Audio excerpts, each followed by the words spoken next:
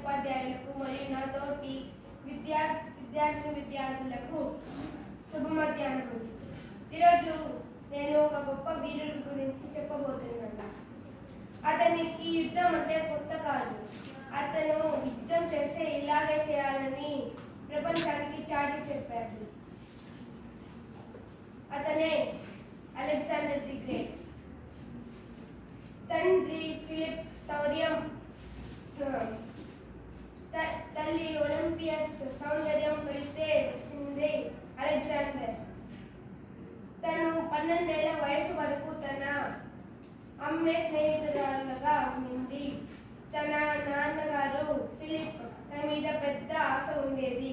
ఆయన ప్రపంచాన్ని ఆక్రమించుకోవాలి అని తన నాన్న కోరిక. తను అరిస్టాటిల్ దగ్గర విద్యను నేర్చుకున్నాడు.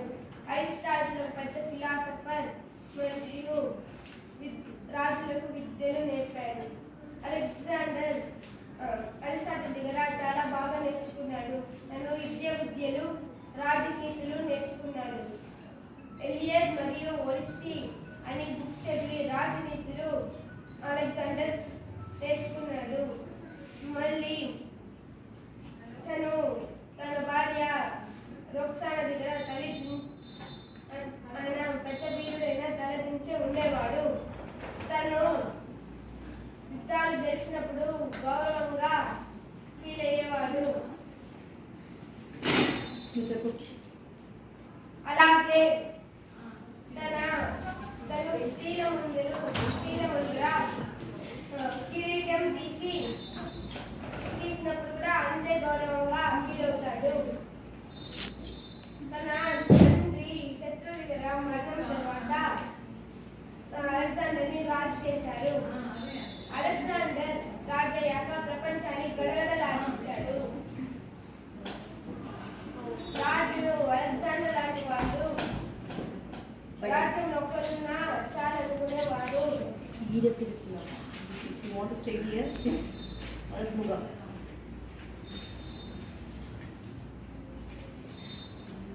అలెగ్జాండర్ ఏషియాను మొత్తం ఆక్రమించుకున్నాడు. చివరిగా భారతదేశంపై దండయాత్ర చేయడానికి వచ్చాడు. భారతదేశంలో కొంత స్థలాన్ని, కొన్ని రాజ్యాన్ని ఆక్రమించుకున్నాడు అలెగ్జాండర్. తర్వాత పురుషోత్తముడి మీద దండయాత్రకు వచ్చాడు. తన సైన్యం అప్పటికే అలసిపోయింది మరియు పురుషోత్తముడి గురించి తెలుసుకున్న సైన్యం భయపడింది. అయినా అలెగ్జాండర్ తన సైన్యాన్ని మోటివేట్ చేసి యుద్ధానికి సిద్ధం చేశాడు. యుద్ధం మొదలైంది. అలెగ్జాండర్ పురుషోత్తముడిని ఓడిపోతున్నాడు. ఇంకా అందరూ అలెగ్జాండర్ చనిపోతారని అనుకున్నారు. అప్పుడు తన భార్య రొక్సానా పురుషోత్తముడికి రాఖీ పంపించి, అలాగే తన భర్త తన వెంట పడితే చంపవద్దని లేఖ రాసి పంపింది. కాబట్టి యుద్ధంలో పురుషోత్తముడు అలెగ్జాండర్ దొరికినా చంపకుండా తన మాట నిలబెట్టుకున్నాడు. ఆ యుద్ధంలో అలెగ్జాండర్ సైన్యం చాలా మటుకు మరణించింది. అలాగే తనకు ఇష్టమైన గుర్రాలు కూడా మరణించింది. గ్రీసులో తను జబ్బు పడ్డాడు. వైద్యులు కూడా ఇంకేం చేయలేరు, కొన్ని రోజులు మరణిస్తారని చెప్పారు. తనకి ఇష్టమైన వాళ్ళందరినీ పిలిపించుకున్నాడు అలెగ్జాండర్. తన సేనాధిపతిని పిలిపించి 3 కోరికలు కోరాడు. అవేంటంటే, మొదటిది తన శవపీఠికను వైద్యులు మొయ్యాలని కోరాడు. మళ్ళీ తన శవపీఠికను తీసుకెళ్లే దారిలో వెనకాల మనులు రత్నాలను చెల్లించాలని కోరాడు. మూడవది తను శవపీఠికకు 2 రంధ్రాలు పెట్టి తన చేతులు బయట ఉండేలాగా తన శవాన్ని పాతమన్నాడు. వీటి అర్థం ఏమంటే, మొదటిది వైద్యులు కూడా చావుని ఆపలేరు.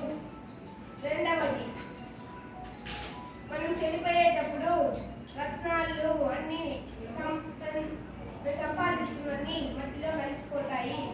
మూడవది, మనం పుట్టినప్పుడు ఒట్టి చేతుల్లోనే పుడతాము, మళ్ళీ చనిపోయేటప్పుడు కూడా ఒట్టి చేతులతోనే మరణిస్తాము అని వీటి అర్థాలు. అందుకే అలెగ్జాండర్ ది గ్రేట్ అని పేరు వస్తుంది. ఎందుకంటే ఆయన చనిపోయేటప్పుడు కూడా సందేశంతోనే వర్ణించాడు మరియు ఎన్నో రాజ్యాలను మంచి నీతులు